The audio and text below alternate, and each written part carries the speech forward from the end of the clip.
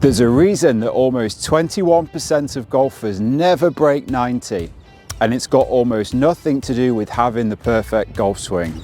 There's 6 critical lessons I learned along the way. I learned them the hard way, but I'm hoping I can teach you them right now to save you some time and golfing pain. And that's lesson number 1. Too many of you are playing other people's games. So a low handicapper is going to look at this short par 4 as a green light. They're going to pull the driver because they're not so worried about hitting their next shot from the rough or around a bunker. But chances are, if you're looking to break 90, you're in the 20s handicap range. You might be a little bit less confident with your driver, and you might be a little bit less confident around the green. So don't get caught playing other people's games. Go for something that's a little bit easier to hit, a little bit more forgiving. Get that ball in play and go from there. Breaking 90 is more about shooting 8 over each 9, not making the big mistakes. Second tip is you're carrying too many clubs. So we all see the tour pros, they've got the big bags, they've got every club imaginable, but they also spend hours practicing with all of those clubs.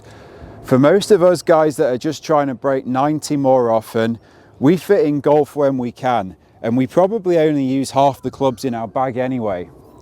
So take a few out if you need to, and when you get to these short shots, having less clubs can sometimes get rid of that indecision and make it easier to club up and swing easy and go for your target.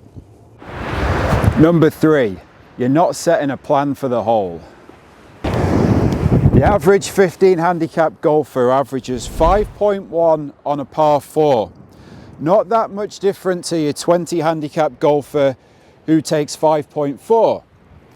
Importantly though, they also take 2 less double bogeys. So having a plan for the hole is important, and having a plan that keeps you away from the biggest amount of trouble on the hole. In this case, the Pacific Ocean. Again, 15 and 20 handicap golfers, they hit the green in regulation less than 1 in 4 times. And the difference between them getting up and down is only 3% from good misses. So the chances are you're already good enough to be breaking 90 if you can just get your misses into good positions.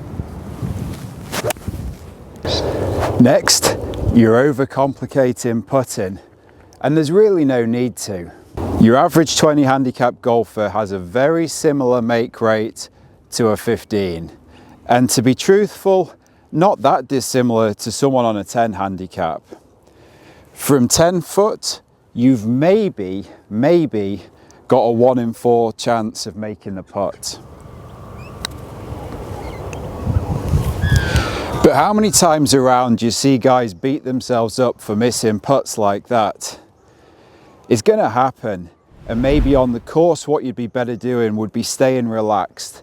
Get better at being comfortable with whatever the outcome is, and save the putting drills for the practice green. Next, you're getting way too aggressive. See, before you go out for the round, you say in your head that you know that bogeys are fine, but the first chance you get on the golf course, you're taking on shots that are too risky, trying to consciously or subconsciously chase those birdies.